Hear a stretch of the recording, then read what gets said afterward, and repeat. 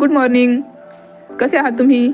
तर आज सकाळी सकाळी 8 वाजता मी फ्रेश होऊन बसली अभ्यासाला. तर तुम्हाला सर्वांना माहितीच आहे आपण सीटेटची प्रिपरेशन करत आहोत. तर एवढ्या दिवसांनी वाट पाहत आता सीटेटची नोटिफिकेशन आलेली आहे. तर 18 डिसेंबरपर्यंत आपण सीटेटचे फॉर्म भरू शकतो. तर आज सकाळी सकाळी फ्रेश होऊन आणि नाश्ता करून 8 वाजता मी बसली प्रिपरेशनसाठी. तर सर्वात आधी मी माझे जे सिलेबसचे टॉपिक्स आहेत ते कितपर्यंत सॉल्व्ह झालेले आहेत किंवा किती टॉपिकच्या मी नोट्स काढलेल्या आहेत हे मी आज चेक करत होते. चेक करता करता पेन्सिलनी मी माझे जे सिलेबसचे टॉपिक आहेत ते माझ्या नोटबुकमध्ये चेक करून समोर टिक करत होते की किती टॉपिक मी व्हिडिओ बघून इथं नोट्स बनवलेल्या आहेत. तर माझं सिलेबसमधून चेकिंग चालू होतं की मी किती नोट्स बनवलेल्या आहेत. आता नोट्स ज्या मी आधी बनवलेल्या आहेत त्या मला रिवाईज करणं सोपी जाईल, कारण मी सीटेटचा अभ्यास 1.5 महिन्यापासून करत आहे. तर ज्या पण नोट्स मी आता बनवलेल्या आहेत त्या नोट्स कितीपर्यंत माझ्या कंप्लीट झालेल्या आहेत किंवा कोणता सिलेबस आता माझा बाकी आहे नोट्स बनवायचा, जेणेकरून मी आता समोर त्या नोट्स बनवू शकते. तर ते मी आज चेक करत होते पेन्सिलनी, सोबतच त्याच्यावर टिक करत होते, जेणेकरून जर एखादा टॉपिक माझा सिलेबसमधला सुटला तर तो मी परत त्याच्यावरती नोट्स तयार करू शकते.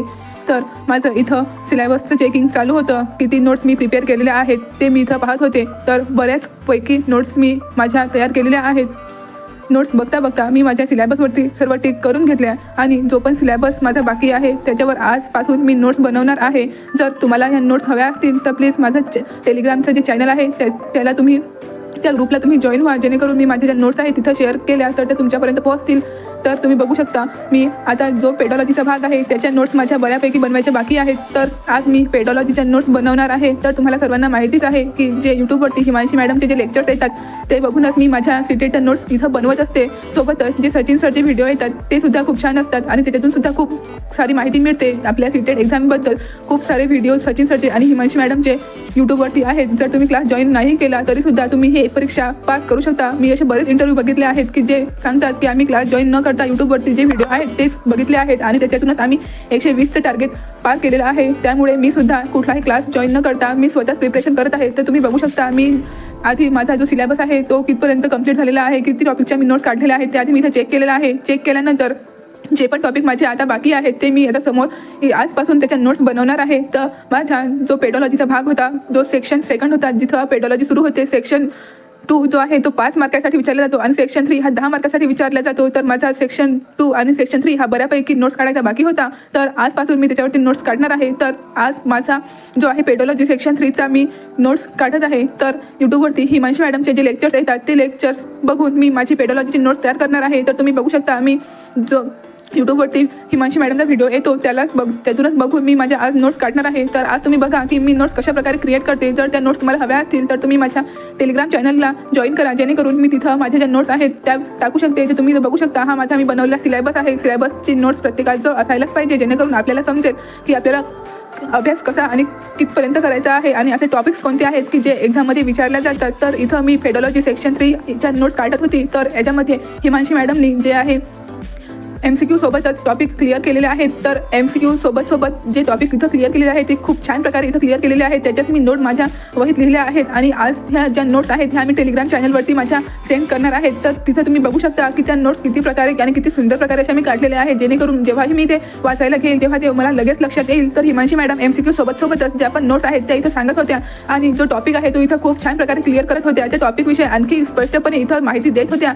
सोबतच मी माझ्या ज्या नोट्स आहेत त्या नोट्समध्ये MCQ प्लस जे बेसिक नॉलेज आहे ती इथं लिहित होती आणि सोबतच जे पण इम्पॉर्टंट टॉपिक्स आहेत ते मी हायलाईट करत होती. तर हिमांशी मॅडमने इथं जे पण टॉपिक्स सांगितलेले आहेत ते मी माझ्या नोटबुकवरती व्यवस्थित लिहून घेतले. तर हा जो सेशन होता हा 2 तासाचा होता आणि 2 तासाचा सेशन मी कॉलेजला जाण्याच्या आधी पूर्ण केला. तर मी 8 वाजता सेशनसाठी बसली होती आणि 10:30पर्यंत माझा टॉपिक हा लिहून आणि बघून संपला होता. कारण 2 तासाचा व्हिडिओ जरी असला तरीसुद्धा जेव्हा आपण नोट्स बनवतो तेव्हा आपल्याला थोडा वेळच लागतो, कारण जे पण नोट्स आपण लिहितो त्याला थोडा वेळ लागतो आणि लिहिताना आपण स्पीडमध्ये लिहितो त्याच्यामुळे थोडं अक्षर वाकडं तिकडे येऊ शकते, पण आपल्याला समजेल एवढं मात्र असायला हवं. तर आपण बघू शकता की इथं मी व्हिडिओसोबतच माझ्या नोट्स बनवलेल्या आहेत. तर नोट्स तुम्हाला हव्या असतील तर प्लीज माझ्या टेलिग्राम चॅनलला जॉईन करा आणि माझ्या चॅनलला सबस्क्राईब करा, जेणेकरून मी तुम्हाला आणखी असेच व्हिडिओ तुमच्या सोबत शेअर करू शकते. तर माझी नोट्स कशा प्रकारे आहे हे मी तुम्हाला शेवटी दाखवूनच देईल, कशा प्रकारे मी नोट्स काढली आहे आणि कशा प्रकारे जे इम्पॉर्टंट टॉपिक्स आहेत ते इथं हायलाईट केलेले आहेत, जेणेकरून जे पण इम्पॉर्टंट आहे किंवा जे पण एक्झाममध्ये आधी विचारले गेलेले आहे आणि आता विचारले जाऊ शकते असे टॉपिक्स मी इथं हायलाईट केलेले आहेत.